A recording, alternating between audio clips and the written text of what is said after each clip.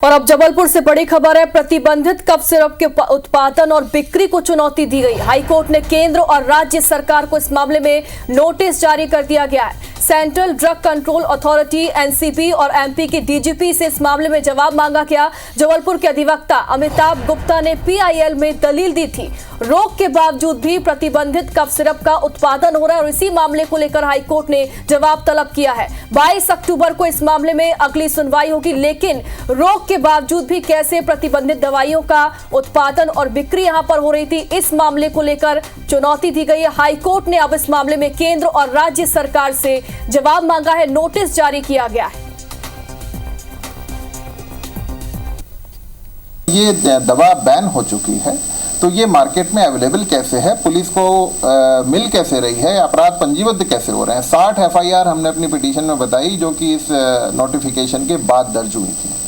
तो इसका मतलब ये है कि जो ड्रग कंट्रोलर्स हैं, जो ड्रग इंस्पेक्टर्स हैं, वो अपनी ड्यूटी नहीं कर रहे हैं, क्योंकि अगर वो करते तो ये फार्मास्यूटिकल कंपनीज में बनती नहीं तो बाजार में आती ही नहीं।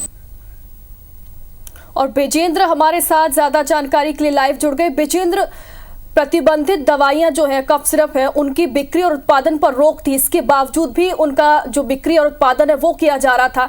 कहां आखिर चूक रह गई और अब केंद्र सरकार और राज्य सरकार को इस मामले में नोटिस भी जारी कर दिया गया, लेकिन लापरवाही कहां बरती गई?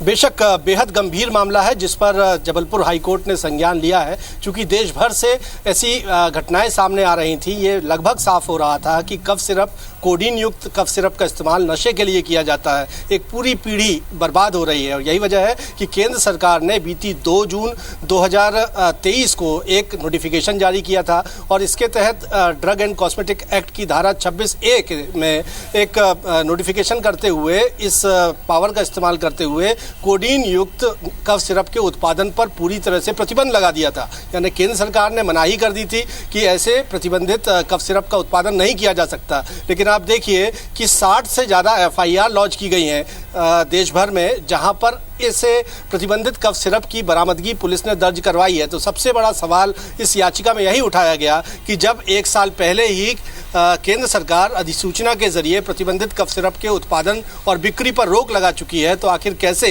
ये जो पुलिस छापामार कार्रवाई कर रही है उसमें ये प्रतिबंधित कफ सिरप बरामद हो रहा है। और यदि बरामद हो रहा है तो जिम्मेदार अधिकारी जो है, ड्रग कंट्रोल विभाग के अधिकारी हैं, नारकोटिक्स विभाग के अधिकारी हैं, वो क्या कर रहे हैं। और ये तो वही तादाद है जो पुलिस कार्रवाइयों में पकड़ में आई है। इसके अतिरिक्त भी बड़े पैमाने पर यह कफ सिरप का व्यापार हो रहा है जिसे रोका जाना चाहिए। यही वजह है कि इस याचिका को जबलपुर हाईकोर्ट ने बेहद गंभीरता से लिया है। अमिताभ गुप्ता जबलपुर के एडवोकेट हैं, उनकी पिटीशन पर सुनवाई करते हुए हाईकोर्ट ने केंद्र और राज्य सरकार से विस्तृत जवाब मांगा है। बिल्कुल विजेंद्र, और जैसा कि आप भी बता रहे हैं कि नारकोटिक्स विभाग के जो अधिकारी हैं उनकी कार्यप्रणाली पर अब जरूर सवाल खड़े हो रहे हैं। फिलहाल बहुत बहुत शुक्रिया तमाम जानकारी के लिए।